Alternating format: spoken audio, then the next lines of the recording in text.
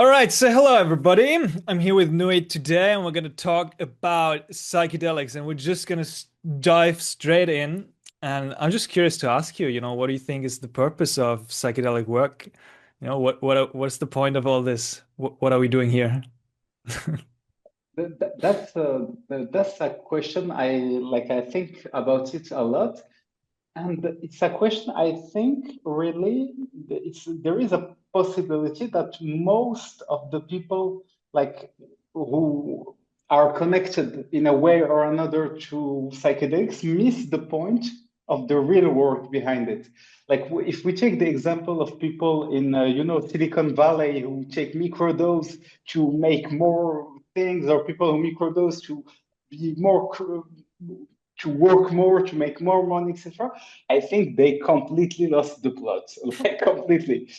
So, the work we do exactly, mm, honestly, I think like in a deeper, let's say, the first deeper layer is really about, I think, getting deeper into consciousness, realizing our true self, the evolution of humanity. Maybe like people talk about things like getting to the next dimension and things like this. I think it's just way of saying like a new evolution, etc. And and I think even in this definition, I think that there is something in psychedelics, there is, I think, some kind of cheat code, like some mind-blowing thing that nearly everyone misses, because without getting to the ultimate cheat code trick thing, it gets so fucking crazy. That's my vision of it. Yeah, I love that answer. And it's interesting that what you're talking to is basically, right? Everybody has kind of like their own initial approach and intention of working with psychedelics. May it be, healing, may it be microdosing for productivity, may it be whatever else is coming up. But what we see, and what I at least read also in a lot of experiential reports from people who go really deep, is that inevitably there's a process from the personal to the transpersonal. Eventually, it transcends our own little human life and it goes into eventually the collective and the collective unconscious of humanity, of planet Earth, or even beyond into these like deeper, crazier, more alien realms of the source and the nature of consciousness and awareness itself. So I love what you're talking about there. And I'm curious about that source, that cheat code, that crack that you mentioned. Like, tell me more about that. Like, what do you mean by that, and how did this idea of come into your mind? You're going to push me really deep, really fast, but I'm going with you, man. I think for me, I discovered psychedelics and let's say related molecules. Like to give a quick background about myself, I discovered like substances with the DXM. You may be familiar with it, dextromethorphan. Hmm. And in like 2015, I was 18 years old. And then rapidly, I wanted to test every drug in general, not just psychedelics, not just maybe like the family of MDMA or the family of dissociative. Like today, I'm really focused on psychedelics and the other family used like in psychotherapy, like dissociative family of ketamine, empathogens family of MDMA. But between like 18 and 20, 21 years old, I really wanted to test every drug possible, and I maybe tested like 85 drugs in total, like as today. Like you can imagine like things from methamphetamine I don't know, to heroin, to datura, to like some really harmful things. So that I do not suggest anyone do. I really think like psychedelics and maybe the two other families are the ones that can have a real interest. And I for me, my biggest experience was like when I was 20 years old and a half. I found myself living some. I don't really like the term ego death because people use it like really too mainstreamly today, but it was like really a completely transcendental experience that I had, and I was really young, and I didn't know really what was integration. And today, like 9 years later, it's still my strongest experience by far.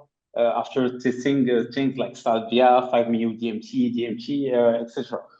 I I have a theory, yes, that maybe like whatever molecule you consume, like it can it can be mushrooms, LSD, etc. I think there is a point where it is possible that when you face the experience of death, you accept the experience of death or ego death or whatever to a level where your mind is convinced that you're dying. So, on top of the dose of the psychedelic you're taking, he's liberating the DMT in your brain from the pineal gland, what puts you in an experience um, way more pushed than what the molecule could give you without your endogenous DMT naturally liberating at that moment. Hmm.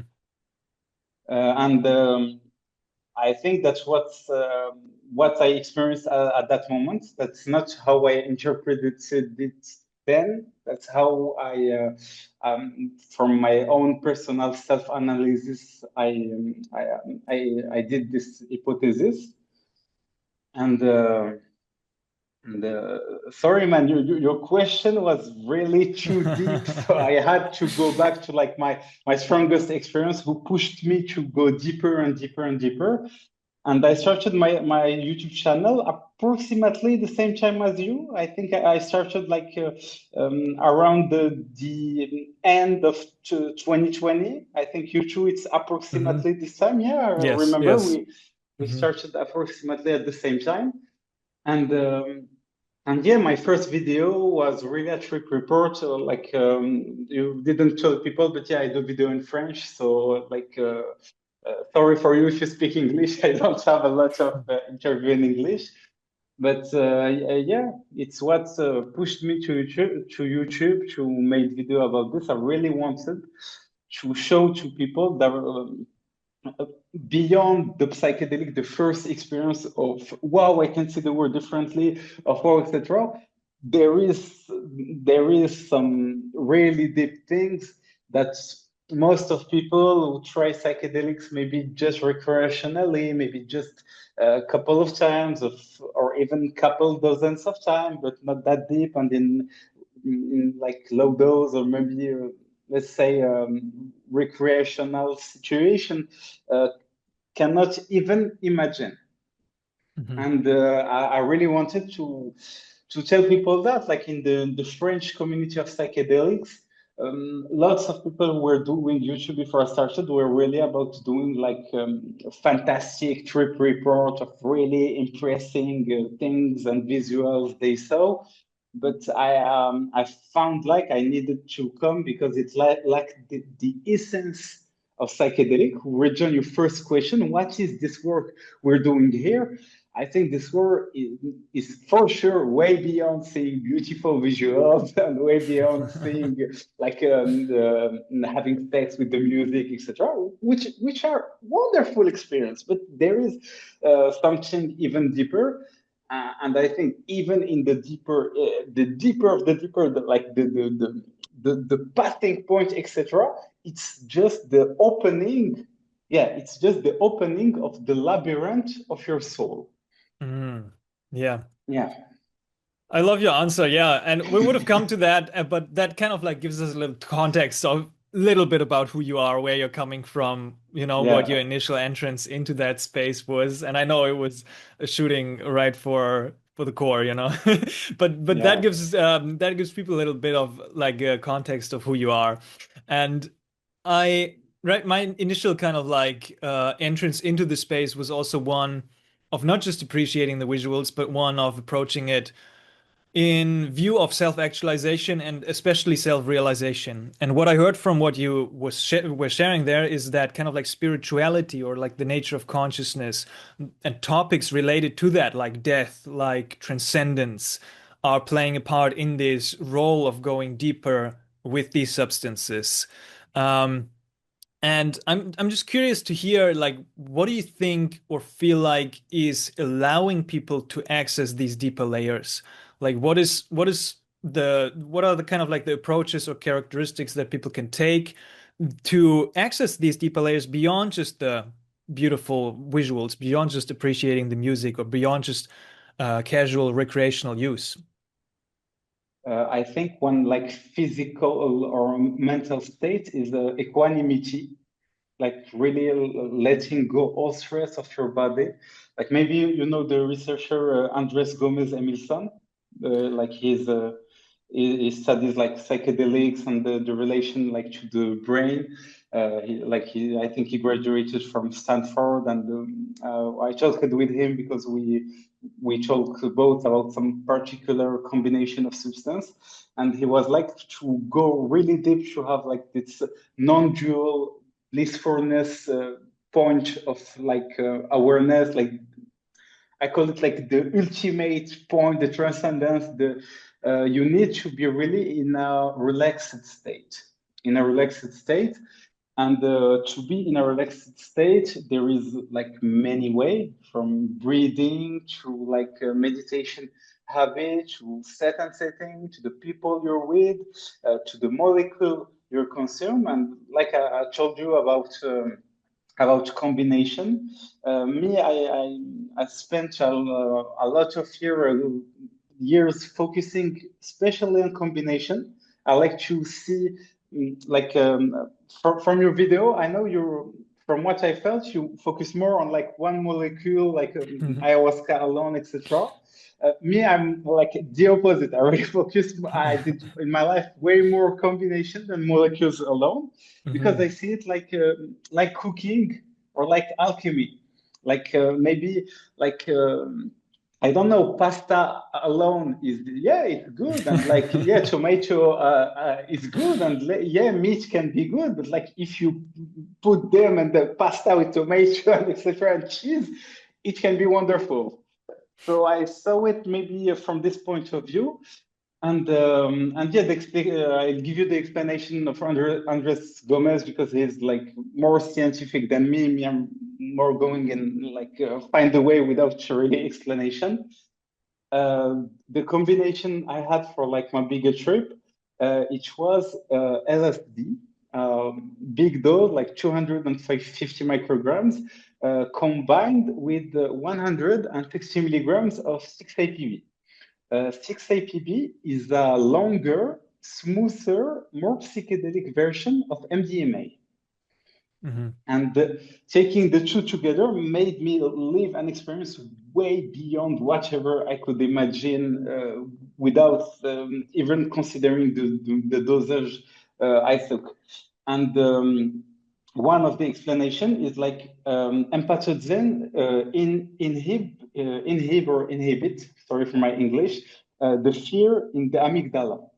And by Mhm. inhibiting the fear in the amygdala, the 250 micrograms of LSD that can be really scary wasn't scary. It was scary, but without the fear response. Like, wow, but without the wow, I'm gonna die. Okay, I'm gonna die. Like I will let go. So it will chemically put you in a state of equanimity, which was the beginning of my answer of some of the points necessary to attain those more subtle level that most people, especially beginners and even a lot of intermediates, let's say, pass through. So yeah, that's my answer with a lot added on it. Yeah. I mean, it kind of like speaks to what I oftentimes talk about is kind of like a mature and responsible approach to the psychedelic experience. And maturity basically also including a certain kind of like cultivation of character traits, like like equanimity, like a certain sense of detachment that can um, allow you to navigate the space a bit more smoothly, with a bit more ease, with a bit more ability to surrender, ability to let go, maybe having a certain sense of humility in before the experience, um, facilitated through other practices as well. And you mentioned kind of like your passion for the combination of substances and combining substances, or even just like exploring the variety of substances with 80, 58, 80, 85 different ones, right?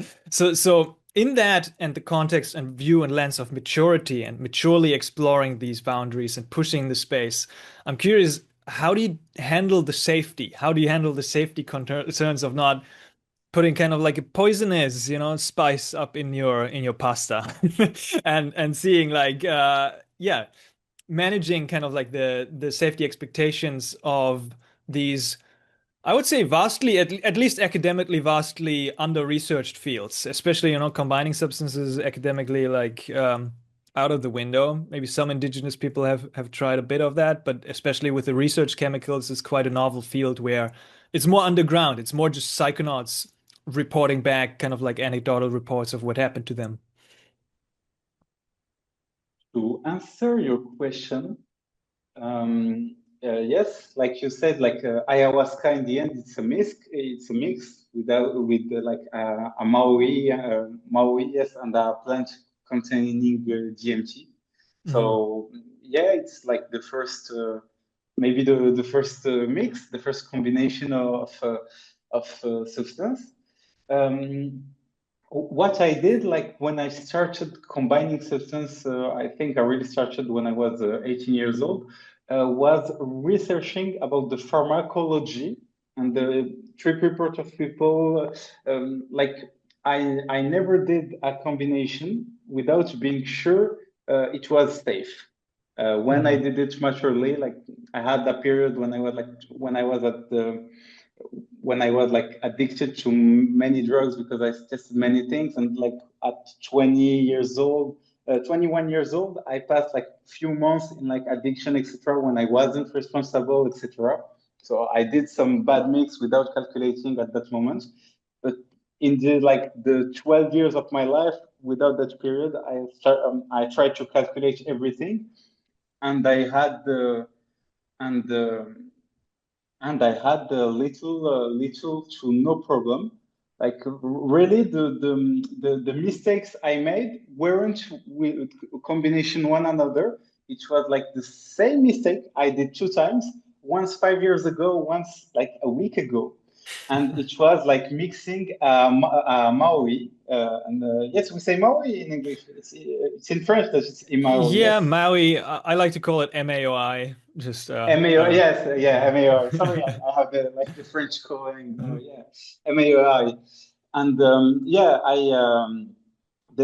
when you take a MAOI, you shouldn't take food containing tyramine with it. And Yeah. in tyramine, you have like red meat who can contain it. So 5 years ago, it was microdosing like ayahuasca, but like to microdose ayahuasca, you need to take a minimum of the Maui. I use the Syrian rule, so you have like a minimum of like 2-3 grams of Syrian rule to use. And even if I was taking a really light dose of, I think it was mimosa at the time. I tried like mimosa chilis and the acacia, I think confusa.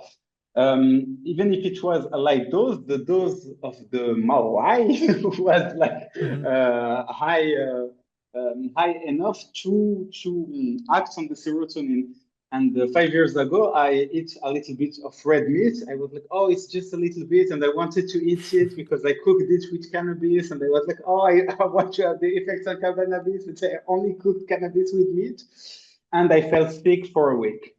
At least it was with a little dose. So really, yeah, for like half a day, I couldn't really walk.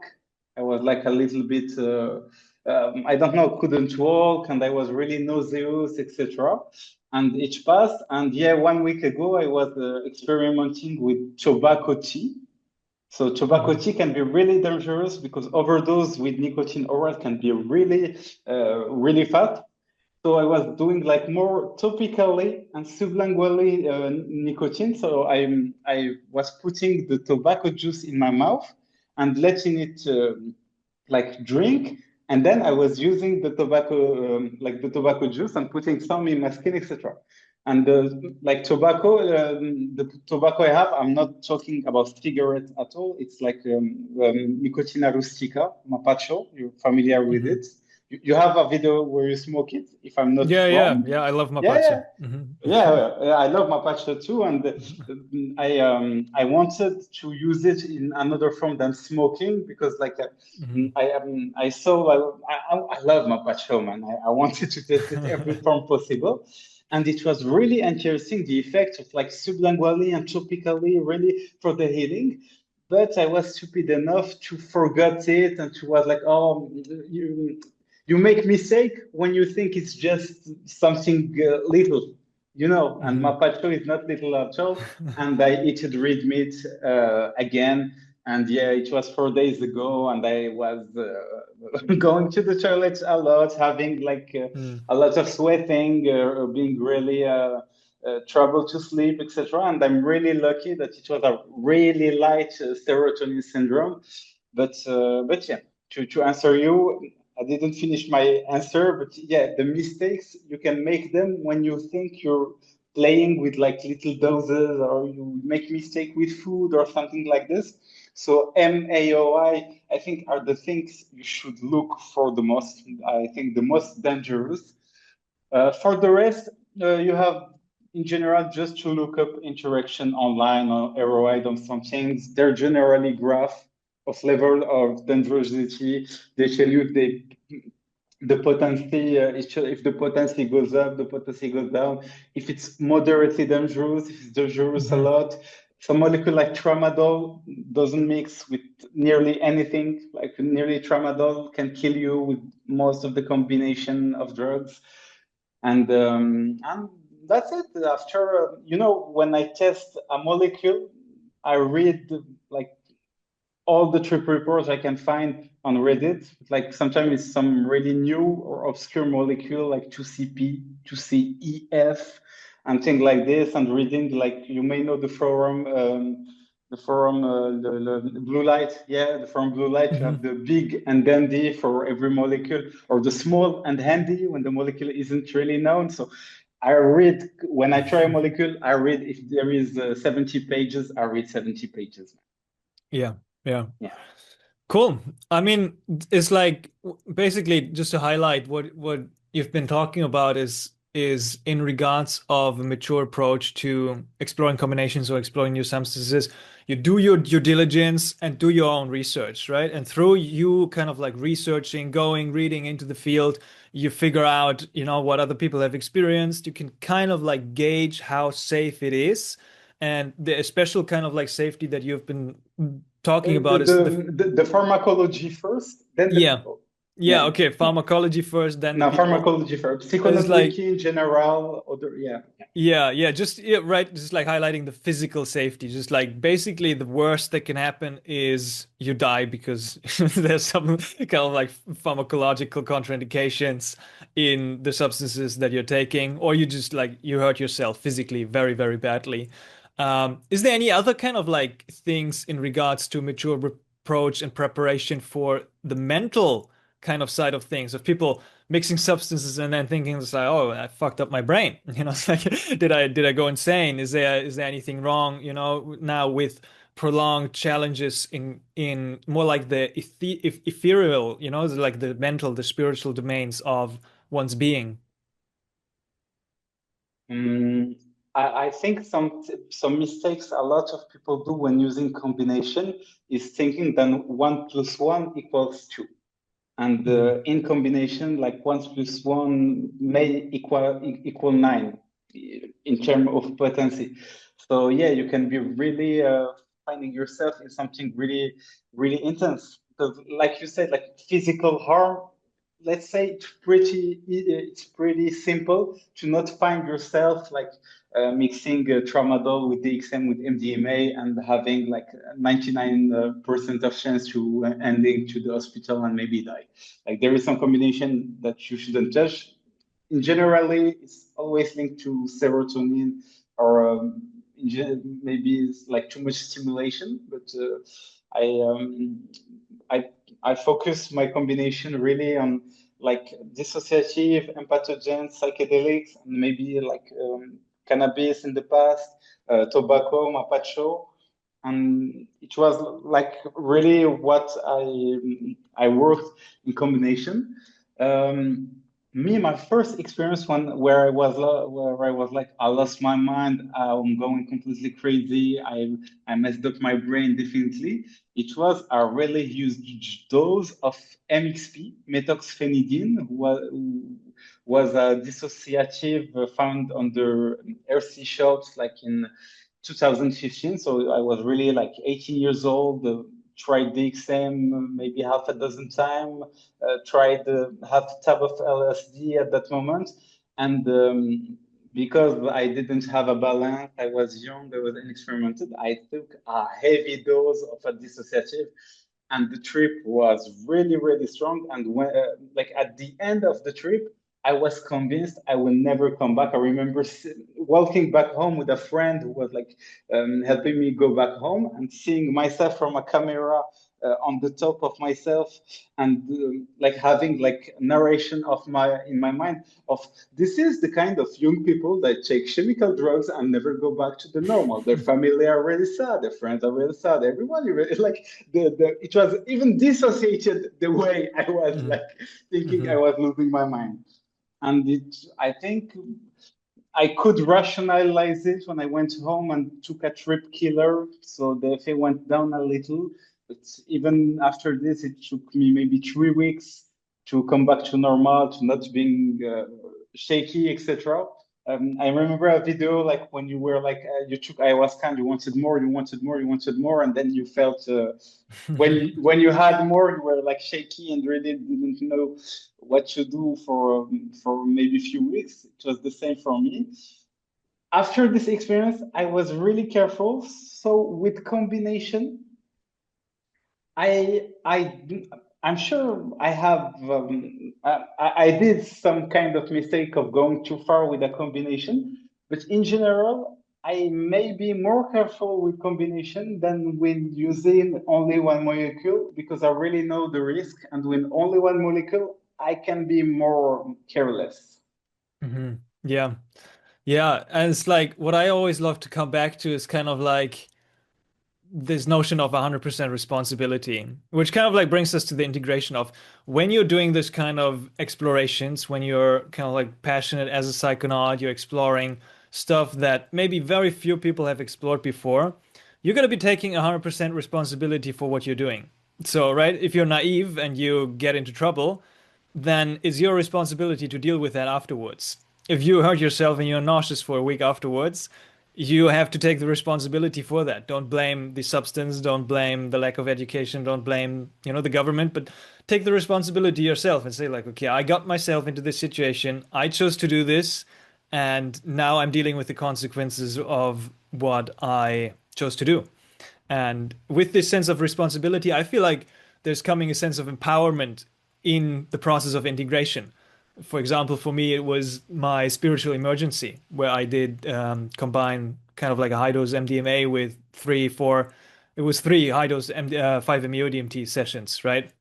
And for 3 months afterwards, my sense of self didn't reconstruct itself. And I was like, well, this is this is terrifying. It was blissful. It Yeah. was completely horrendous. But the sense of responsibility of like I chose to do this. I didn't inform myself enough in regards to the dosages that I could take in regards to this combination, because I just heard Rick Doblin say it is a possible, combination at a conference. So it's on me, and that brought a sense of empowerment of like me walking the path of resolving the crisis, trying out different things and really kind of like integrating this experience. Um, so yeah, moving on to the integration, like how do you feel like you can integrate these experiences and what are the nuances of integration? Because integration is such a big field. We can talk about the integration of positive experiences and of these blissful transcendent experiences, but we can also talk about the integration of these challenging experiences, the ones where you thought you were going to go insane, or even integration of experiences that were just like quite fairly normal. As you go and journey, you might have a bunch of these as well, where it's just like it's just another experience somehow. Honestly,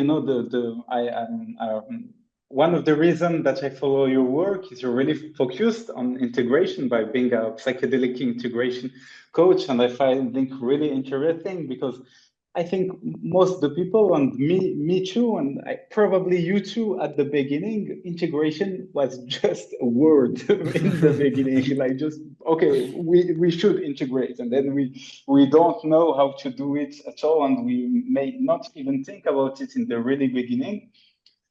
I think I really the five first year of tripping, like maybe it's 11 years I'm tripping. It should like right now. But yeah, I think the first half I was focusing on preparation and tripping.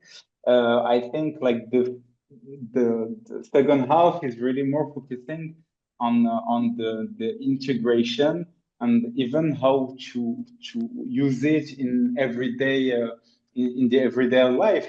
I think it's the big difference. Like I remember when I was like 18, 19 years old, I can spend like 2 weeks like preparing a trip for myself, from close people, etc. But like after the trip, I was like having no idea how to integrate, and my mind was like ready to try to prepare the next one before trying to integrate. Yeah, if you're laughing, you pass from Oh, this yeah, too, man. same, Yeah. similar. Yeah, yeah. And in the end, I find this loop is really unfulfilling, sad, and empty. And Mm. this emptiness can be used for a wonderful, blissful integration, nourishing integration, instead of finding yourself projecting in the future. And integrating combination of substances may require to have the knowledge of integrating each family of substance alone. In general, when I mix substances, I mix different family, not always. But yeah, I think to integrate a candy flip, you have to know the integration of psychedelics and maybe LSD in particular. They look alike. And also integration of empathogens. There is some difference on how integrating psychedelics and empathogens. Then there is the psychologic notion. In the beginning, you have like really what is the ego, you try to guess. And a few years later, you find yourself at 3 a.m. Reading books of Carl Jung and Stanislas Grof to understand what the fuck was I going through 5 years ago, you know? Hmm. Yeah. Yeah. Yeah, I love that. You're talking to so many aspects already of the integration. There's kind of like so many streams that we could pick up on in regards to this. Yeah, let's just go with one. For example, you mentioned that, right? It's like as you integrate psychedelics into your journey and you enter what I call this process of psychedelic actualization, right? You're in this continuous process of going from one experience to the next. You enter almost also a phase where I feel like preparation and integration they merge a little bit of like you prepare for one, but you still integrate another, but that doesn't mean that you can't go into another one.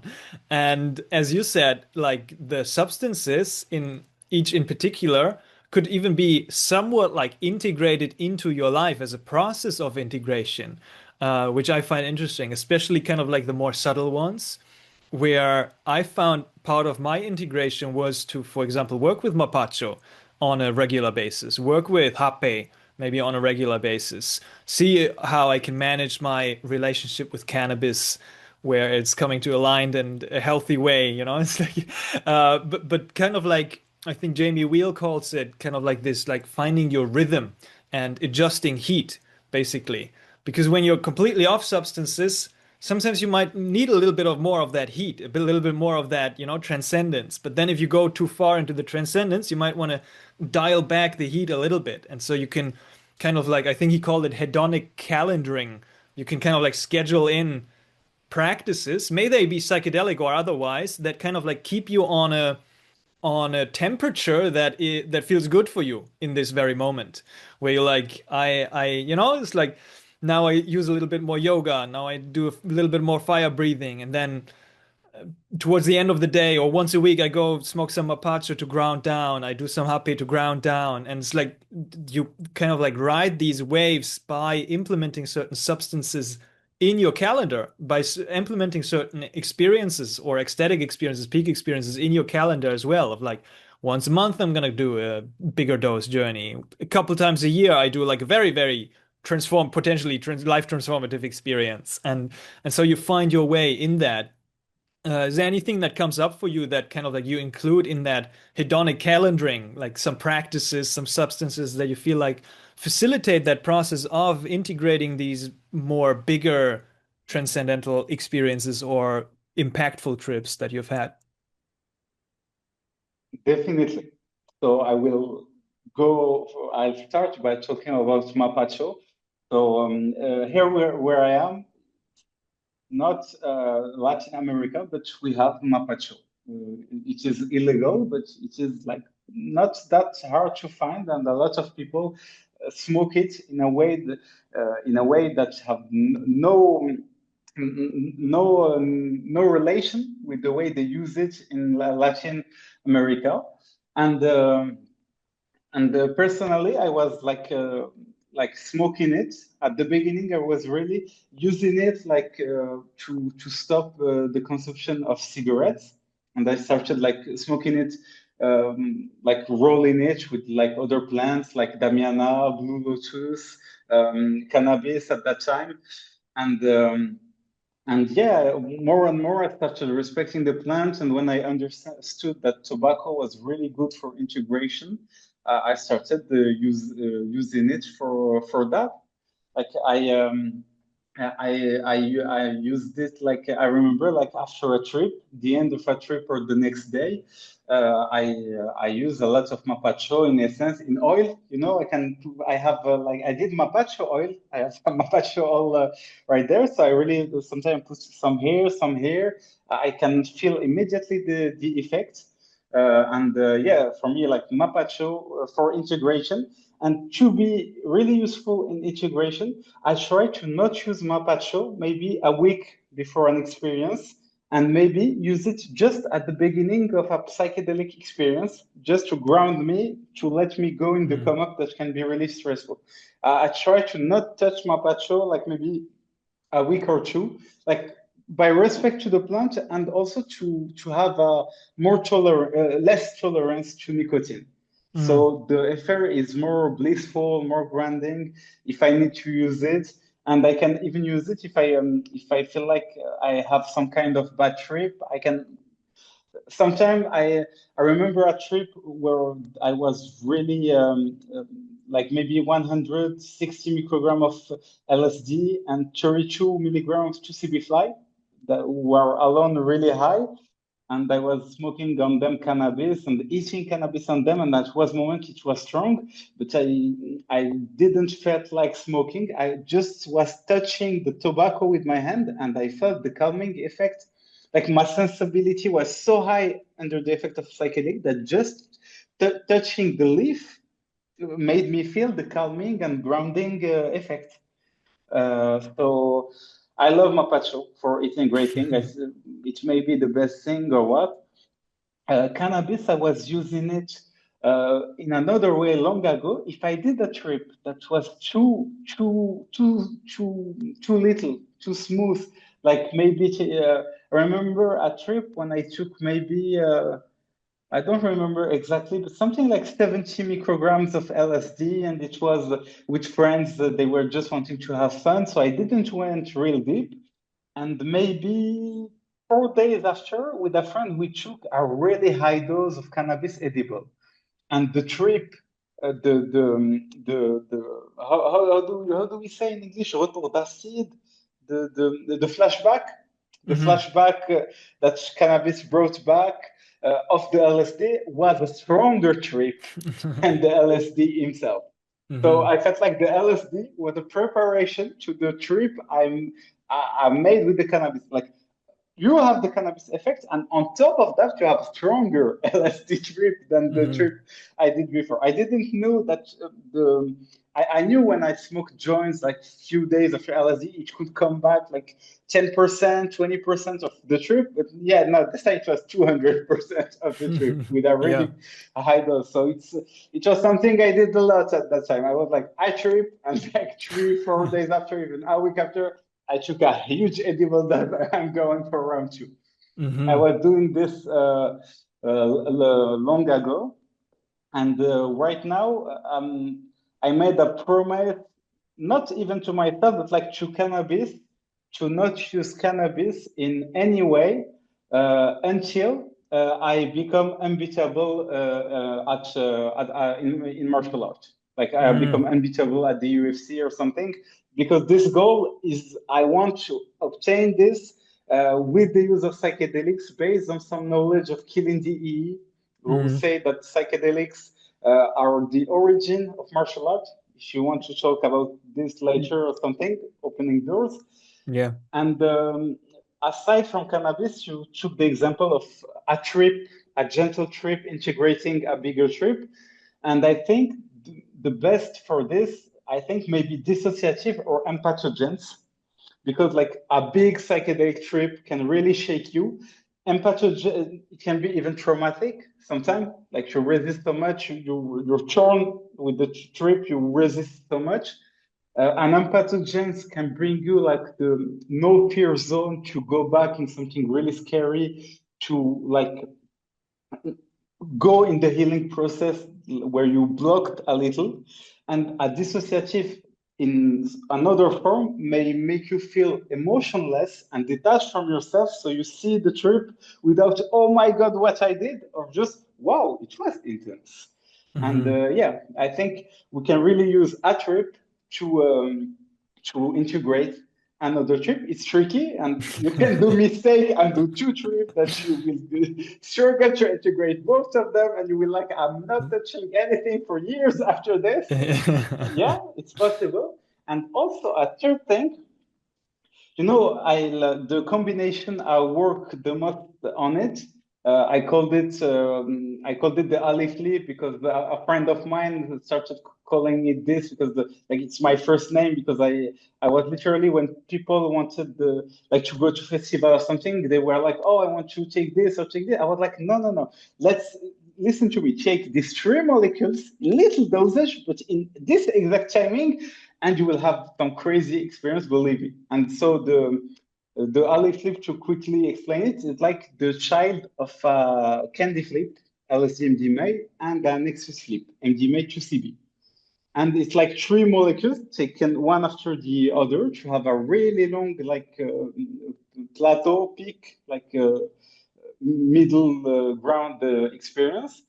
And when you took this, you take like the LSD at time zero, the MDMA at 4 hour, and like the 2CB at 6 hour, 6.5 hour, like 2 hour, 2 hour and a half after the 2CB, like you would do an excess flip, so you don't have the countdown from the MDMA. And when I do this, I really feel like the come up of the LSD is just the preparation of the trip. The real trip enters with the MDMA, and when the 2CB hits, you hit the maximum, like some really intense shit. And when the LSD starts coming down, and even the MDMA starts coming down, the 2CB is still acting. So you're still tripping on 2CB that is pushing the time, is letting like LSD MDMA stay more, but you're starting to integrate. So during the trip, you also have the preparation and the integration. Yeah. That sounds Yeah. like a journey to enter on, actually. It's like to have these layers and these stacks, is Yeah. basically stacking certain experiences by stacking certain substances.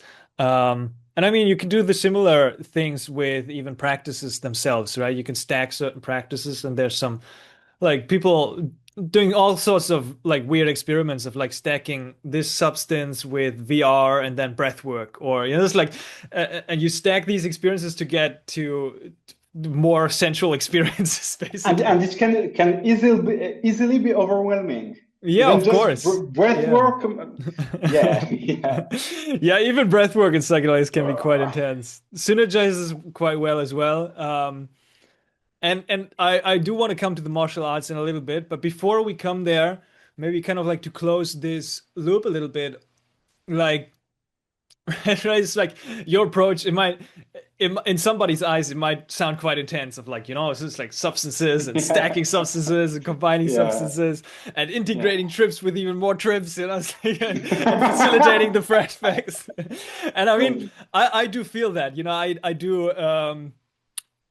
I am probably not as extreme as you are, but it's like as a psychonaut, I feel like many people do feel that way, and they do go quite hard. But just to bring it back to this for like part of what you mentioned, of like at a certain point, without kind of like the sweetness, the juiciness, the care of integration, sometimes the going into further journeys might start to feel empty, and somehow it's like yeah, at a certain point, many people come to this place of like, what am I even looking for, right? It's like, where am I going with this, and where is all this leading, and why do I keep going into more experiences? Why do I keep exploring more combinations? Why do I feel like I want to increase the dosages? Or it's like, what is this, or what impact is it really having on my life? And I'm curious if you have kind of like a couple words on discernment. Like, how does one check in with oneself of like, when is it too much? When do I want to feel a break? How do I kind of like manage my relationship to each of these substances? Because I feel like there's nothing wrong with a lot of trips. But at this certain point, for some people, right, it depends on the individual journey. Some people might benefit from just taking a step back, from taking a break, from saying like I'm gonna ground down for a little bit, slow down on maybe right, not just even the slower, like less, more subtle substances like mapacho or cannabis or whatever, because they are kind of like a dependency or addiction is quite obvious. But what about the peak experiences? What about kind of like this addiction to, one ayahuasca retreat after the next, one peak experience after the next? And how does one check in with oneself to again kind of like shift the focus to really care about integration and care about the process of grounding what one has seen in one's life? That's an interesting question, and I have more than a couple of words to say about this. But first, let me let me do a quick striptease. I know you won't mind because you too have videos like this, but it's Yeah. really hot in there, man. Do you, bro? And and yeah.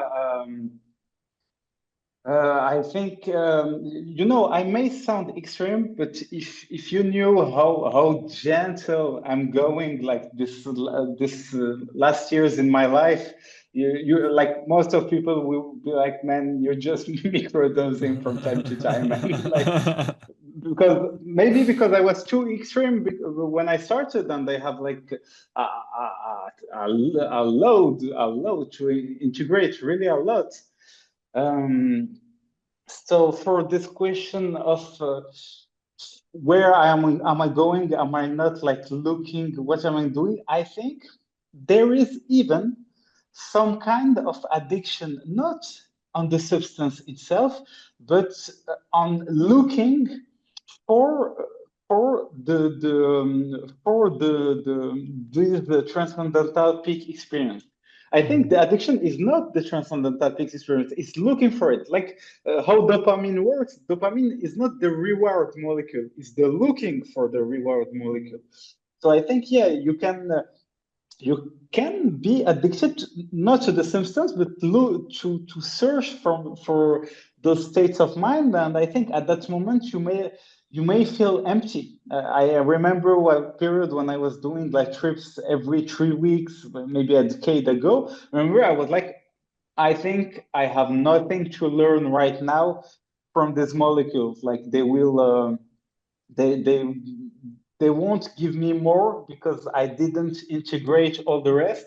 I think if you integrate, they will give you more. If you integrate it, if you don't receive more, if you don't know what you're looking for, or at least have the intuition that you should keep looking and not slow back and integrate, uh, there is no reason to trip, and you may face some hardcore bad trip, some really, really, really you don't want to live this. If you will live this, you will have to learn from this, and maybe you won't trip for a year or something like this. Like personally, I think I had period where I didn't trip for maybe nearly a year, something like this, because of trying to do too much and finding that I have so much to integrate. Uh, Honestly, yeah, it's a really a large and subtle question, but it's learning to slow down.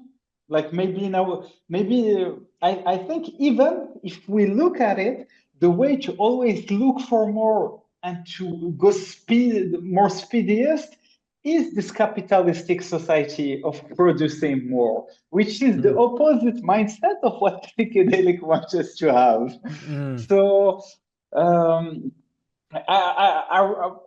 so I think it's better to slow down for no reason than to accelerate for no reason. I think there are also people that slow down when they shouldn't, but most of the time people are accelerating when they shouldn't. Like if they're there knowing your channel or mine or something, yeah, probably you're making the mistake of going too fast, not going too slow. Yeah, yeah. Yeah, I Yeah. love that. And it's a big field, but what it kind of like Yeah. comes down to is really being honest with yourself. You're like really checking in Yeah. with yourself, like, yeah, it's like what am I looking for? Can I integrate a little bit more? It's like am I going too far too fast? And I love that you brought in kind of like from your own personal experience this like lesson that you learned on your journey of like you yourself kind of like slowed down over the last couple of years. You yourself are kind of like No, no, man, I slowed down. I started slowing down like 8 years ago. And like every couple of years, I'm like, yeah. oh, let's slow down a little more. Let's slow down a little more. Yeah, Yeah, yeah, yeah. yeah.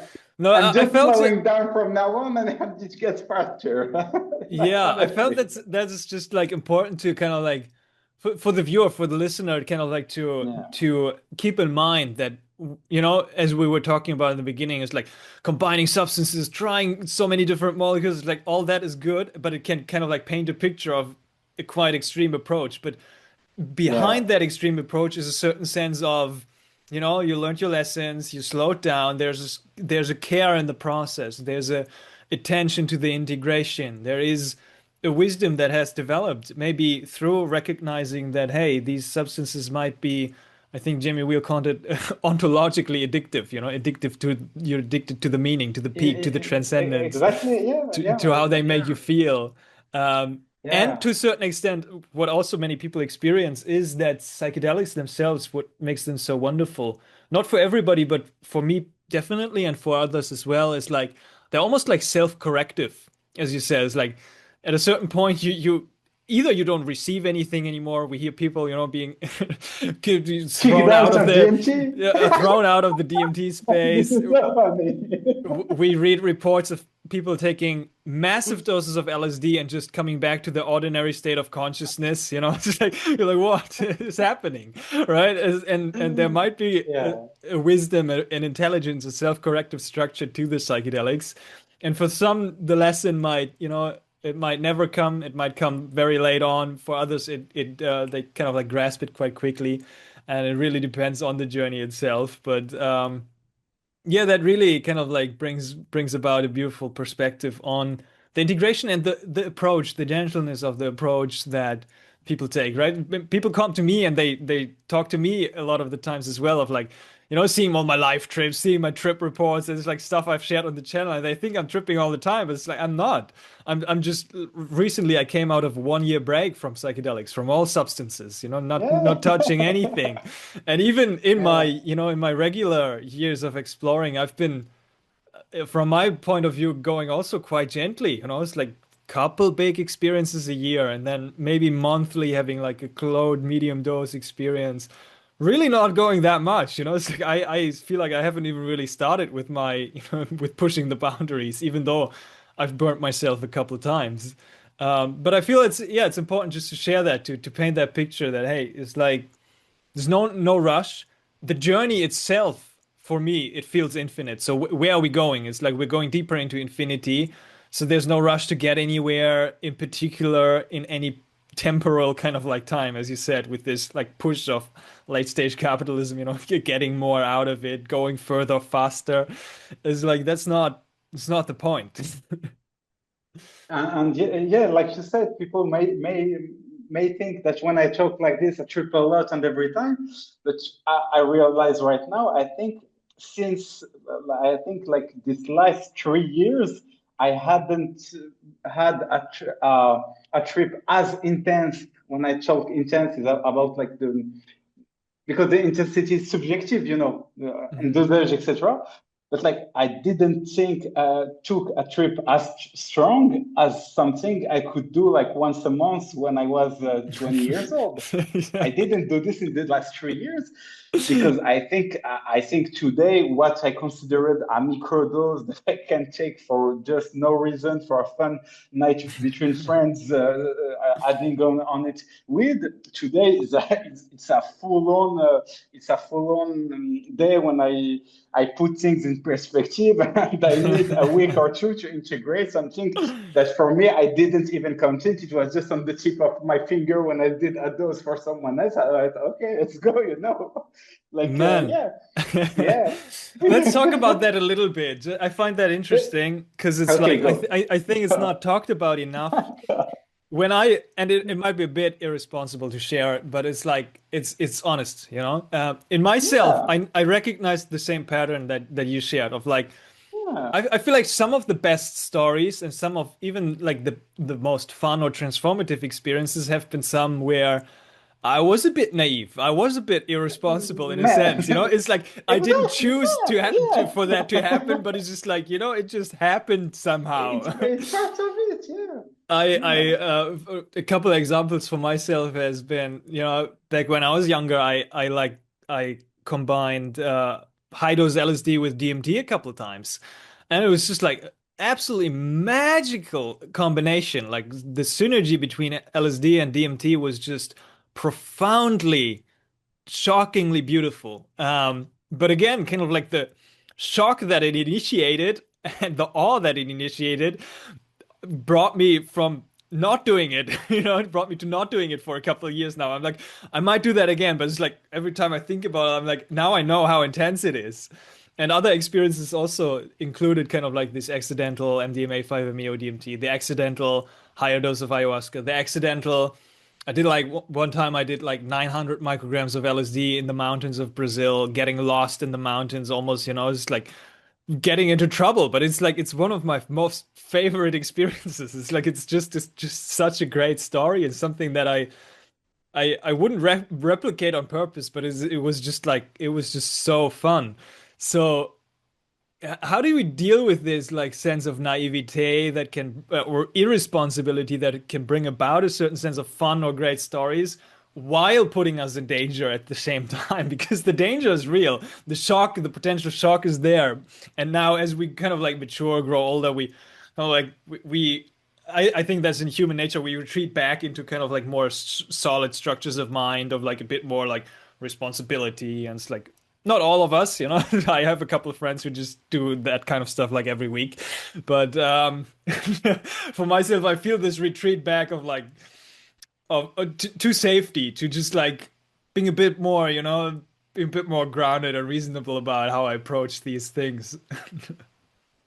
To answer to you, like not even just fun experiences. Sometimes, like for me, man, my biggest experience that I told you, like in the 2017 when I was like 20 and a half, it's the trip, like it's the only trip that I'm still integrating today. Like it's Mm. the only trip, like I'm still integrating this trip today. This trip wasn't planned. at the beginning, we were just going to test 6-APB for the first time with friend, going to a Hmm. nightclub for the birthday of a friend. And because we were like just the three of us, because a lot of people didn't come or couldn't come or something, I told her, hey, don't you want to, we don't go to the nightclub, we stay at home and we add LSD on it. And the same day, I was like, I just took the airplane and we ate at McDonald's just before, so for the stomach it wasn't. And we did a mistake, like we didn't have like a balance, so or a scale. Like so, we wanted like to take like 80 milligrams each. So we were like, okay, we will cut the gram in half, then a quarter gram on three. We forgot to cut in half again, so we took double the dose we wanted to take. We did this mistake. We did a lot of mistake, and in the end, it was the trip that changed my life completely. Like there is Hmm. no other trip, no other experience that was that was the turning point for me. No other one. Like I can't compare no trip to this one. Really, Hmm. it was a trip with a lot of naivety, with the minimum of certain something that we're at home. We won't use our phone. We won't smoke cannabis before this. We had this minimum that I think is vital. Is Hmm. vital. If I didn't have this minimum, if that trip was taken outside or something, I could have died, man. I was at a level, at one moment, I was convinced I was in a dream.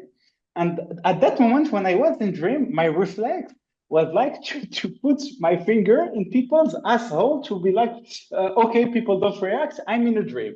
Like in dreams, I was doing this by reflex. The trip was so strong. I was convincing when in a dream. I started doing this to my friends who were with me, and they were so tripped that they didn't react. And I was convinced I was in a dream at that moment. I was like, why am I not waking up? They're not reacting, etc. Hmm. Until my friend told me, yeah, you know, we really love you, but when you do this kind of thing, it's kind of annoying, you know. Hmm. And Yeah. so yeah, I could have put myself in big trouble, but in another side, sometimes like this time it was really naivety. I was young. I found myself in the most incredible trip by, and in the end, I didn't hurt myself or no one, or you know, there was no danger, etc. But I remember a time, like I think one year later, when I was like in drug abuse, and at one moment I remember I was in a festival when I just mixed everything stupidly, like cocaine mixed with the GHB, mixed with MDMA, mixed with 6-APV, mixed with 2CB, mixed with that time. I remember one time feeling my heart being like kind of in danger, like my heart was like, oh okay, oh I shouldn't fucked up with this. And this time it was more oriented into self-harm than really just having fun and taking risks. So I think there is a limit in this naivety, and naivety can be rewarded from the universe because it can be innocence. Hmm. The other, I forgot the term, but yeah, It's more like irresponsibility. yeah, Yeah, recklessness. Yeah. recklessness, maybe looking for self-harm, and it won't be rewarded. Hmm. Yeah. Yeah. Yeah, that's a great point to end on and with this distinction because even though we might be talking about this and laughing and reflecting on Just man, just before yeah. we enter another subject, because we're laughing, I want to laugh. Man, isn't it really funny that people are being kicked out of DMT land, like it's a nightclub or something, and they're like, Yeah. I don't know. I remember like in front of the nightclub, the people like they didn't let enter. They like drunk and they're like, yeah, let me enter. Like, I find this really funny that humanity scare. A lot of people are like, oh, where can we enter the bargain? You know? It's like it's a fascinating notion, and it's like I don't know Yeah. what's happening. It seems to be Yeah. happening more frequently nowadays.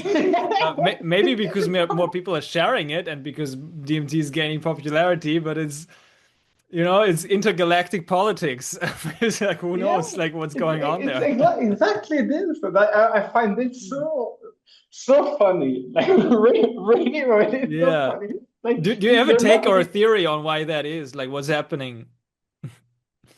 mm, mm, honestly, I think it's a really good sign that we're coming close to something really, really interesting. Because like I researched a little bit about this, the logic cannot be only chemically. Like chemically, you take a dose, you have the effect. The logic would be maybe the brain blocks the effects to not to protect itself, but it won't. It's not logic because in general it happens to people who use it too much. It's not Mm. people who will be afraid of the molecule and try to block the effects. So yeah, the theory I think is like DMT is only a key, like the entity and entity maybe even like belittling as a term. It may be something more global, some like the pure essence of life of bliss. That is like you're telling like go practice your skill and come meet me again later, you know. And Mm. I think this is a really good sign for humanity that there is something like this because we're entering a shift. If people are getting kicked out of DMT, Mm. there is a shift. Hard to explain why. You know, I don't really have the word, but when I saw this, I was like, "Oh, we're getting close of getting out of the matrix because they don't want like they're in my mind really how I felt it. It was like before the entity wanted to keep themselves a secret to the people who enters. Mm. Like people who enters, they saw the entity and they complained, oh, I saw entity, etc. But no, like everyone like to see they don't want people to be tourists right there. They're like, okay, we will people we know we exist, even people outside understanding this. But yeah, no, you're not entering there, guys. Mm. So yeah, it's like what we talked before. Why some people cannot enter the subtle way. I think really, if this is going to be even higher, man, I think maybe some moments even not things so intense like DMT, maybe even molecules like something maybe smoother like 2CB or something. I don't know, a little bit of shrooms or something like this. Even this molecule, we try to not give effects to people who aren't ready, who Mm. aren't deserving, who want to abuse it. You know, I Mm. think they kick the people who are looking for to feed themselves for it. And I really Mm. think when you go deep in this kind of experience, that's why I said you cannot be addicted to transcendence. You can be addicted to looking for transcendence because the part of yourself experiencing transcendence cannot bring nothing to the part of yourself who cannot enter the transcendence. But this part of yourself who cannot enter the transcendence is the ego. It's like you put your shoes out before going in a house of someone. You put your ego out before entering the soul. I think those people who are kicked out want to enter with their shoes in a place where we don't enter Mm. with shoes. Yeah. Mm. Okay, yeah. Love that. That's a great perspective. It's on this theme, I remain in a position of epistemic humility. It's like I remain in a position of not knowing. I think it's stranger than Yeah. we can imagine. It's so mysterious. I've also seen people, who Yeah. generally just wanted to experience psychedelics and they took like 7 grams of mushrooms and didn't experience anything. I'm like, Yeah. wow, this is fascinating, I think. Yeah. But just to bring it back, kind of like to the closing of what we were covering before in regards to the naivete and innocence, in regards to recklessness, right? Even though we were talking about it and funnily joking around and reflecting on how it went well for us, I just wanted to mention, it's like safety does play a role. I feel like Yeah. it does Yeah. come down Totally. to how willing Totally.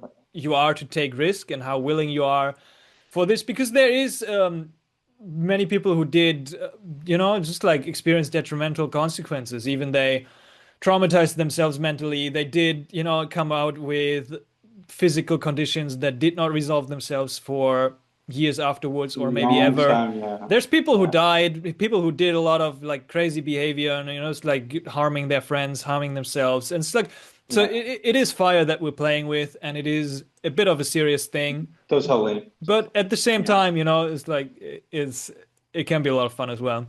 Um, Yeah. but what I feel like is kind of like, which brings me to kind of like one of the last topics that I want to mention. what I feel like is allowing people to manage the recklessness or the naivete a little bit more in the experience itself, and also then in the integration afterwards, is kind of like the base foundation that people come in with into the experience. So I see, right, psychedelic work not just as psychedelic work itself, of like, but it's held by kind of like the psychological development, by the knowledge about how we can deal with our psychology, by the spiritual work, by the dedication to a practice in a certain spiritual tradition, by prayer, by the connection to the divine, by all of these different things, maybe even right connection to the body, and feeling this deep sense of connection towards the foundation of your life, right? It's like not if there's, I feel like there's a higher potential for stuff to go south if somebody has no foundation at all, no knowledge about spirituality, as you mentioned, no knowledge about equanimity, no knowledge about psychology of Groff or Jung, or it's like what is happening. That can then lead to further destabilization and immature behavior that can lead to harm.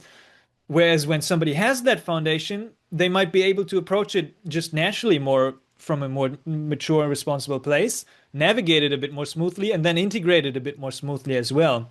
So yeah, I just want to talk about kind of like this like theme of how you see spirituality and psychological work relates to psychedelic work, and also furthermore, um, yeah, I want to also maybe let's first leave it at that, but then I want to kind of like move into practices that we can do that facilitate this work. I know you've gone into the darkness. I might want to talk about that one, and you talked about martial arts as kind of like a pathway in which, yeah, I feel like it's similar kind of like teaching where it supports your psychedelic work in to a great degree, and so yeah, I'm just curious on that of like we think is kind of like the base foundation, and how do psychological and spiritual work relate to our psychedelic work and our psychedelic actualization?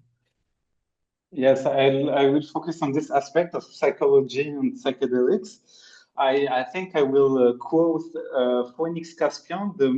He edited and published the book MDMA Solo, and have Mhm. really great books around psychedelics and maybe other things like mind control, etc. Like the book Anti-Ultra, if you're interested in like psychology of mass mind control. The book Anti-Ultra is lovely. But he said, like nowadays, if you want to heal yourself, you really have to dig really deep in the psychology of yourself, of introspecting, of reading a lot, etc. And using the molecules to do this, and there is really no other way. Like a psychiatrist or a psychotherapist may psych psychiatrist, I don't believe in this, but psychotherapists may help you, may guide you, may hold your hand for a moment. But in the end, you're yourself with your knowledge in psychology, with your thing to integrate yourself. There can be help, like you help people giving them tips, but in the end, it's like I think most of the things you do in integration is give them tips to themselves, help themselves. Like like you cannot really heal someone. The only one that can heal you is yourself, and knowledge is a great tool that itself do not, like when you read a book, the knowledge in the book should be integrated before being used to be integrated, or even being used to be used in a trip to be integrated to no no no no no. So the psychology of it, I think that there's a lot of way to go. I think for the people who didn't go really far in the psychology, I think really around psychedelics. I think classic psychology. I did the two years of psychology, like in the faculty, like college, like in France. But like I there was little to nothing that was helpful for Mm, like my quest in psychedelics. And what really helped me, I think in the beginning, was like more like the East psychology, diving into Buddhism, Taoism, etc. And it's later that I started reading book like Stanislas Grof and like Frederick Fischer-Meckel, who was like a student of Stanislas Grof, which is a Switzerland like a psychotherapist using psychedelics. And she was using my favorite molecule, like I told you, like LSD, MDMA, 2CB. She studied their combination, the interest of their combination, etc. So I loved her book, like the psychother psychedelic psychotherapy of 21st century, something like this. I don't remember exactly the title, but for me, who love combination, it was a wonderful read because she told like each patient who was taking, oh, this one, he was taking MDMA and 2CB to integrate maybe a rape experience. So we put the MDMA first, so he have the impactogenic effect to don't block this one. Yeah, it took a big dose of LSD, but it was because of this particular purpose, etc. So sometimes you can have some particular psychological notion linked to psychedelics. And for us psychedelics user, it may be more interesting than like general psychology that can be really interesting of like Carl Jung or maybe like notion of Buddhism and Taoism or even Freud, etc., because it's more linked to what we may face. And Hmm. this maybe not especially for integration, even if a lot, but maybe more for tripping, like for the psychedelic experience into it. And yeah, the book Timothy Leary, The Psychedelic Experience, is a beautiful book for the integration, the trip, and the preparation. But yeah, I think really the focus on books about psychology of psychedelics and etc. maybe are really interesting. Western philosophy have in general also psychology in them, maybe the psychological aspect. A lot of things of Carl Jung were really interesting. Personally, directly reading Carl Jung wasn't the best for me, but reading other people that have Yeah. some, you know, like Yeah, yeah, it's good. It's a good entrance as young as reading other people's books about Jung other and not. exactly, man. Because yeah, but yeah, and then after I think after with time you start to understand things about integration just in everyday life. Like I can like I don't know. You can. I don't know. You can see a kid crying to his mother to have an ice cream in the supermarket, and you have an insight on how you can integrate your cravings and the reaction toward your mom. You know, everything is linked after a moment. But yeah, Hmm. if you feel you like understanding of integration and of the psychological mechanism tripping, you should go in it. I think something I forgot if it was like Terence McKenna or Dennis McKenna said that one about the other, but it was yeah when one of the brother needed to test LSD, the other told him yeah it's not really like shrooms. You should like read some things about like psychology. I forgot if it was Jung or Freud before taking LSD. So I think it depends also on the molecule. Maybe things like Hmm. ayahuasca and shrooms may be really more soulful, and maybe things like LSD or even ETLAD, which is even more brain focused derivative of LSD, may be more interesting than in the psychological aspect. Yeah. Yeah.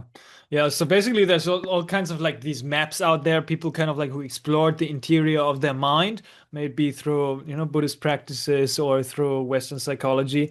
And they just offer, perspective. And you can take this and through these maps, navigate a bit of your own journey in the psychedelic space a bit better.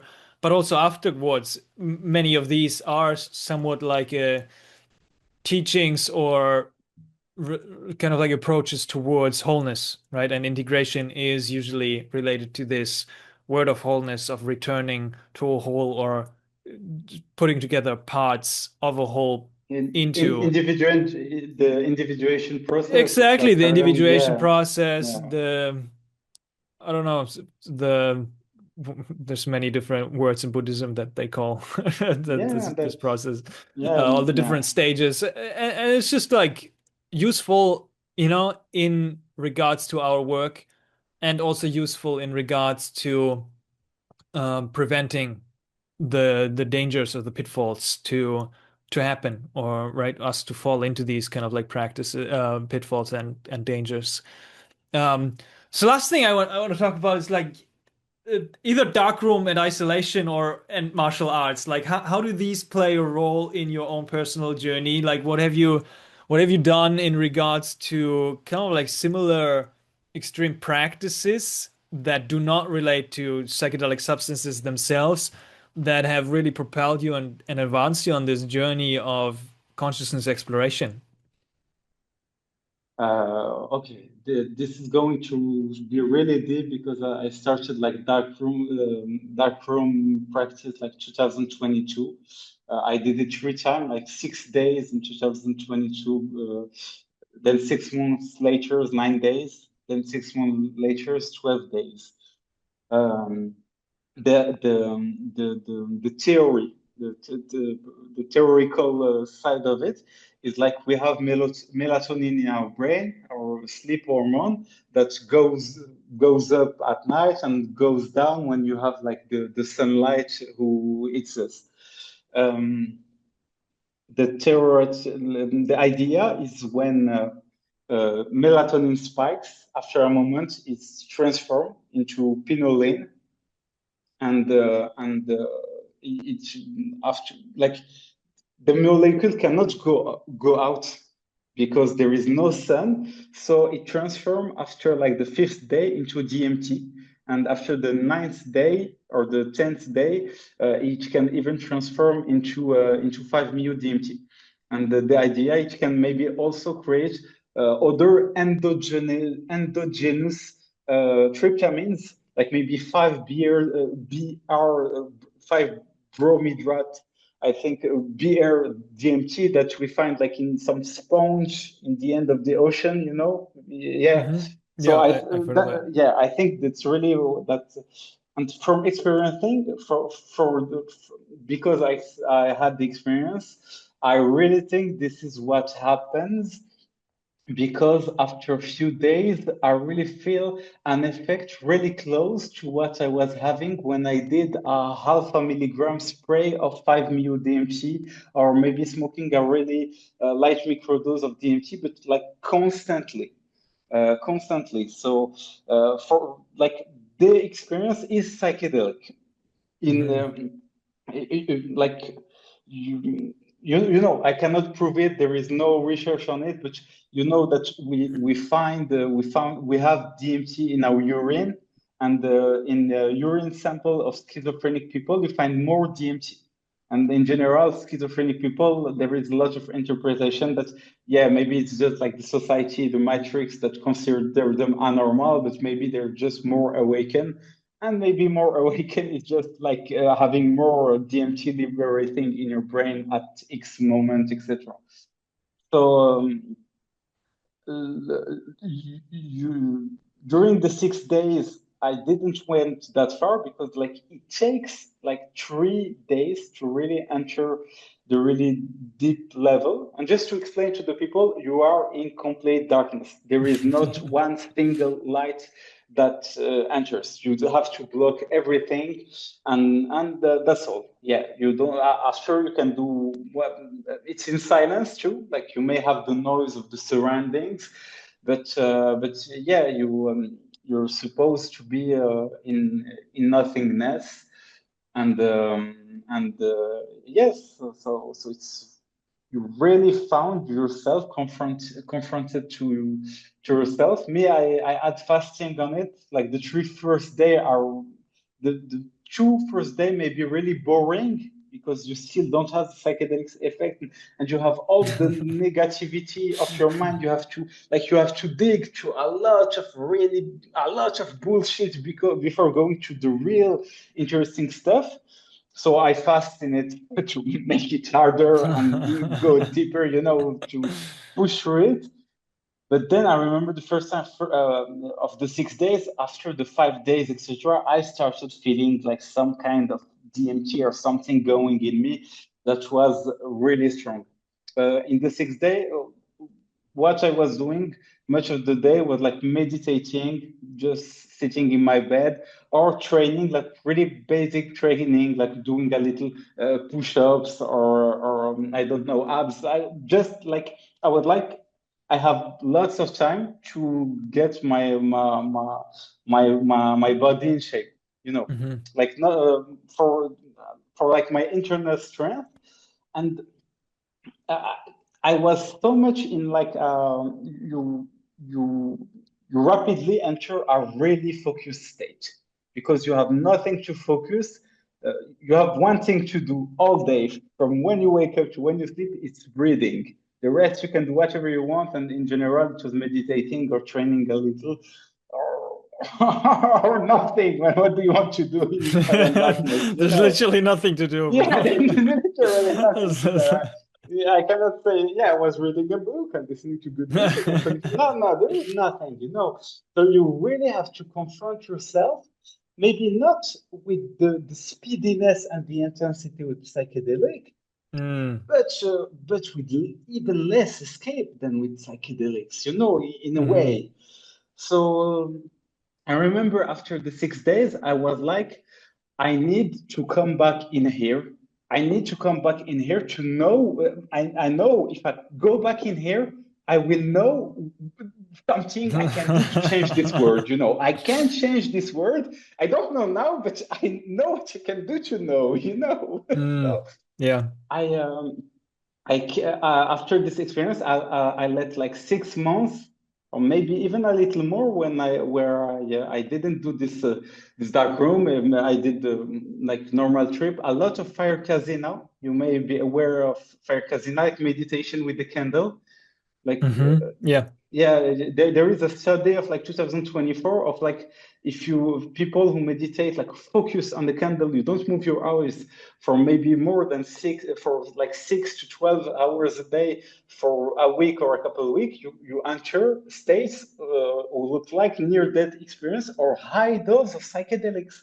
Like it's compared to 5 mu DMT or a high dose of shrooms. Like I don't even talk to you about like low doses of shrooms of LSD. No, like we're talking about ego death zone just by meditating in front of a candle. And me, it's how I started before going in darkness. Like when I was like 22 years old, something like this, I did 1 week in darkness, but just with candles, where I was like meditating maybe 10 hours a day in front of a candle. Like it was my first, okay, there is something crazy when I put everything Hmm. aside and I just focus on one thing. After the 6 days, the second time I entered darkness, this time I was like, okay, I will do just two things. I will just like meditate and dance. Dancing Hmm. was a big part of me, like after my bigger trip that I told you, when I was 20 and a half, I like to say it. Um, I started having like dance movement that I couldn't Hmm. control, you know, that were Mm, floating like along yeah. like this. And I was just flowing with them for years and years, lots of time dancing alone in the street, like with the music, and even not feeling that I'm dancing, feeling like the universe is dancing with me, you know. And I Hmm. was like, okay, I will go and dance how as crazily as I want in the dark. And yeah, and the third thing was like when I'm going out of the dark, I know what I want to do. I know what I want to do. Like, I will find the trick to change this humanity the psychedelic way, you know. Mm, And what? Yes. So I entered 9 days. So 4 days of fasting, and then my idea was dancing. I was dancing until I black out. Like hmm. I danced until I was wake up on the ground, you know. And it wasn't easy because the 4 days I was running just on water. So I was really, yeah, man, I was really looking for the energy really, really, really deep. You know, I always have this thing that if you create from nothingness, you can have something that is infinitely powerful, because infinity is not the opposite of negative infinity, it's the opposite of zero if you go on an exponential scale, like mathematically, and Hmm. and I was just dancing all this time. And my realization at the end, I was like, uh, Mike Tyson has a big impact on the psychedelic community by not being a psychedelic expert, but a fighter, you know? Hmm. And I was like, and I after searching about it, I found Killing the E. So Killing the E, you know a lot of his work or not? Yeah, yeah, Like, yeah. I love his yeah, work. yeah, yeah, man, crazy dude, like 50 grams of shrooms, etc. And his theory was like the origins of martial arts were psychedelics. And for me, during this 9 days, it was obvious for me. I was finding with my eye closed in the deepest parts of myself, the ultimate dance of invulnerability, of Mm. invulnerability. I could nearly see it, that I was close to it. So 6 months later, I came back for 12 days this time. And this time I was like, I won't dance and I will meditate, but not that much. Like the time I was dancing, I think I was meditating maybe, I don't have the time, maybe 10 hours a day. It was a big part of the day. This time I was like, the priority is training for fighting, training Mm. for fighting. And yeah, I went inside again, maybe 2, 3 days of fasting. And then my plan at the beginning, and I think the universe didn't let me make that mistake, was to eat a lot of meat and to train a lot and also fight. And like I had a big heartburn, etc., I couldn't eat meat. I was feeling pain in my heart because of like the acidity on meat when you fast for so much day and you eat meat. Mm. So I was forced to eat like a very simple diet, like like vegetables, etc. And like the capitalistic mindset of protein, muscles, fighting, training hard, obeying, doing the things. It was like the universe telling me, no, it wasn't this. And like in the room I was in the dark, I put like two yoga mat like this, like in a L shape. And the idea was, if I have one foot on the yoga mat, I can hit wherever I want with my hand or with my feet. I won't hit a wall. That was the idea. As long as one of my feet was touching the yoga mat, I was safe to hit wherever I wanted. And that's what I did. What I did for 12 days training. The first 4 days, I microdosed. Like before entering this time the darkness, I combined a microdose of ayahuasca, like a big dose of Stivranuri, but little dose of acacia. I added a little dose of shrooms, and I added like maybe 75 micrograms of LSD before entering it. And I put a candle and I meditated on it. When the candle like shut down, it was the end of the trip. I slept, I wake up, go integrate your trip with 12 days of darkness. Mm. And yeah, the first day, I microdose shrooms. Maybe I'm not taking psilocybin, I'm taking shrooms, maybe 20, 30 milligrams a day of shrooms dry powder. I think in the first day where the intensity of darkness was going higher, the 20 milligrams of dry shrooms felt like 2 grams of Mm. shrooms, because the intensity go higher as you go. And the 11th day, the day before going out, it was my birthday. I planned it that way. And for my birthday, I decided to take orally 1 milligram of THC. I was, Mhm. before entering, let's say I was smoking every day. I was smoking every day, maybe half a gram. I was not a huge smoker, but a daily smoker of cannabis. And I entered without cannabis, without nothing. I like the idea to face the withdrawals with the darkness, with the nothingness, to be in my own dirt, sweating it. And in the 11th day from my birthday, I took 1 milligram of THC. And this milligram of THC, I eat it in it was brought to me in food. It was brought to me in food. And I eat it in 2 hours. And man, I was high like I ate an edible. And I'm not lying, I took huge doses of edible, man, of 1 gram of THC, like 5 grams of hashish. It was an intensity of something fucking crazy, like ratio multiple 1,000 something.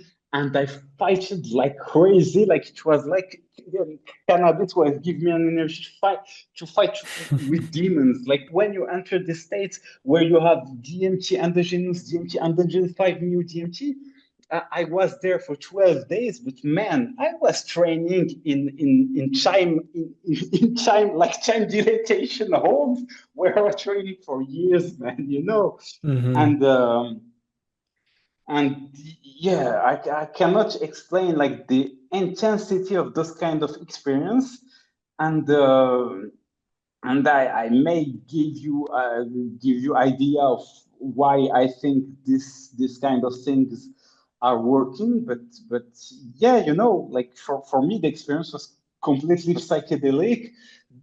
In on itself, I used psychedelics before. I used microdosing shrooms.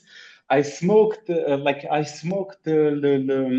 didn't smoke. I eat cannabis like the nearly the last day, and for me, it is completely linked to, let's say, for me, my ultimate psychedelic journey, not for only my quest of the self, but what I can do to change humanity. The example I told you was like Mike Tyson. Man, my goal, and I fixed it with myself. If I want to consume cannabis again, I need to obtain this goal. I want to be unbeatable at the UFC, man. I want to beat everyone, to have no defeat, and to be considered unbeatable. This is not possible to beat me.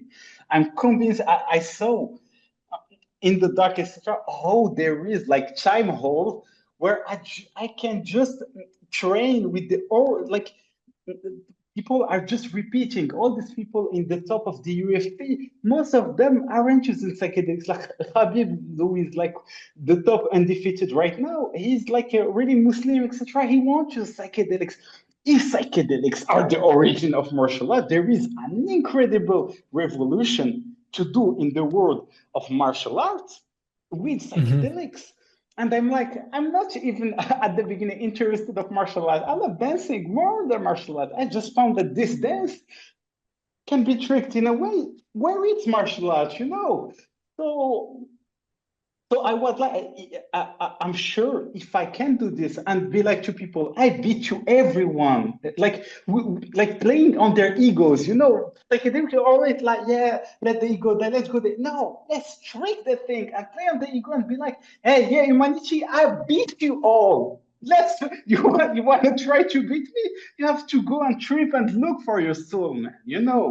And I think when I do this, I think lots of people, and my goal is especially young people that are growing right now, like my young cousins are growing with a screen and the TikTok and the man, I don't know, brain rot, and I don't know, to have a kick in the brain, in the stomach, and in the nuts to wake up and do something crazy. And Mm. yeah. Well, wishing you all the best with that journey. I'm gonna be following along. I'm curious how that's gonna unfold and go. Yeah, it's like I'm fascinated by the intensity with which you approach these experiences, right? No fear, just like going to 4 days of fasting in a 12-day darkroom retreat. And I haven't heard of Man, I the. have fear. I have fear. I want to shit myself sometimes. I just learn to smile through fear. Learn to smile through fear. Honestly, like you cannot escape fear. Yeah, it's good. And Yeah. it's like these practices like psychedelics or darkroom can facilitate that process. And the yeah, I haven't heard of the practicing of martial arts in the dark, and I found that to be quite There is a fighter interesting. who did 3 days. There is a Hmm. fighter. I forget his name. Maybe Yuri something, but he did only 3 days. And I think the interesting, like time like holes when you can delay time are Yeah. appearing after. Like I Yeah. really meant my idea is to go train for hundreds of years in time in like dark holes of time and come back and beat people with cheating in the end, cheating but tolerated cheating. Yeah, it's in the rules. And Yeah. man, you may know the champion of bare knuckle boxing who won a title and he was taking like maybe something more than 5 grams of mushrooms. I don't know if you heard about I it. don't know much about fighting, but I have heard of Okay. fighters working with psychedelics and especially No, he mushrooms. was taking it during the fight Yeah, because yeah, in bare that's knuckle what well, boxing, that's yeah, what I man, that's mean. Yeah, yeah, crazy. that's what I Yeah. mean. Yeah. It's fascinating, fascinating field. No, it's like Yeah. I'm gonna explore the dark further as well. I did like an 8 day retreat end of last year, and I feel like it's just the beginning, you know. There's more there, and it's a Yeah. very gentle teacher, Yeah. but a very powerful force, the dark, and so natural, so pure, right? Because what is purity if not the absence of things? And darkness is as close as an abscess to absence to things as we can get. And from that absence, from that nothingness, as you said, everything is possible, everything can arise. Awesome. I'm looking at time. I'm good with this conversation. I do have another meeting coming up. I want to maybe close off this conversation by first of all saying thank you, and second of all, maybe going through like five rapid fire questions. So I invite you to, if you're open for this, move through these Go. questions with precise and short answers. Like try to keep it to like Oh, 3 to 5 sentences. I know it's difficult. 3 to 5 sentences. Okay, okay. Yeah, yeah, Okay, just I'll like a try. couple of I'll try. sentences. If it's a bit more, a bit Okay, less, okay, it's okay. okay as well. But it's like Okay, just like like a some rapid one. fire because there's some more things I wanted to Okay. cover, but I think we could talk for hours, you know. It's like, and it's just gonna Yeah. go on and on. Yeah. Um, Okay. yeah, yeah. I mean, just circling back to the first question, what's the purpose of all this? Like for you personally, why all these experiences? Why the darkroom retreats? Why going to the top of the pyramid with the martial arts? Why exploring these psychedelics further? Like what's the point? I have some intuition within that there is something I should follow without questioning. Like my soul is telling me to follow some kind of road that no one will never tell me that it's the good road. It's the only me I can know. I'm following this. That's it. Awesome. Love that. Yeah. Where do you see the psychedelic field going, and how do you see the process of unfoldment in regards to psychedelics in our society? I think we're approaching the collapse of society as we know, and I think we won't be talking about the psychedelic field soon. I think there will be really a big change in this world, and psychedelics will be completely will take back the place our soul medicine for this new humanity that will emerge from like the ashes of this society that is, I think, rapidly collapsing. Yeah, you're doing good on the length of the answers. I love that. What do you think most people get wrong about working with psychedelics? I think most of people come with things they want to change in their life. They're like, oh, I don't want this, depression, anxiety. They have like some prerequisite. They need exactly this for this. I think when you come to psychedelics, come first to take so the molecule or the teacher, the plant teacher give you the advice first on what you should do. Don't come avec, oh, I would like to be like this. So, no, no, no. Come to take advice, respect them, and then go reflect on them before going deeper. Yeah. Okay. Last question. What's your message for the world? Like, what's one truth that you feel like you want to share from your heart? Try to catch me, man. Try to catch me. Good. Yeah. Awesome. Good. That Yeah. was a powerful conversation. Thank you so much for sharing, all of you, and for Man, you sharing. said five questions you only ask for. Oh, phew. So I will ask you the last question, man. Okay? Go on, go on. if I do everything that I told you right now, do you promise me? Do you promise me to go if I arrive at the point I told you where I can smoke my joint?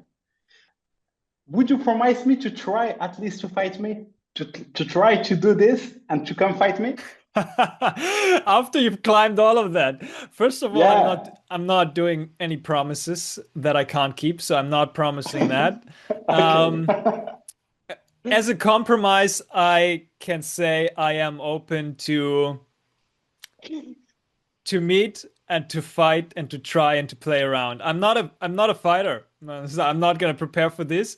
But when you come to this point, we're gonna meet up and you're gonna teach me and you're gonna show me and we're gonna have a little play fight. Is that a compromise?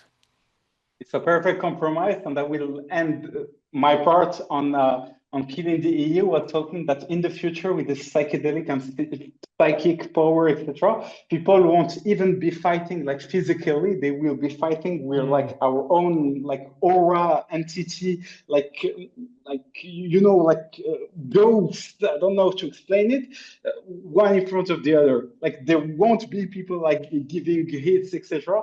You can we will literally be able to have psychedelic fights without like the ego of like the confrontational side of it, like for the art of it, the art mhm, of the dance. Like say Bruce Lee, like fighting is like a play, but played seriously. mm. Interesting. So Yeah. fascinating. All right, we will end it here. I'll stop the presentation. Thank you everybody for listening, and yeah, check out more of Nuit's work if you are able to speak French. And otherwise, I'm wishing you a beautiful rest of your day. Much love.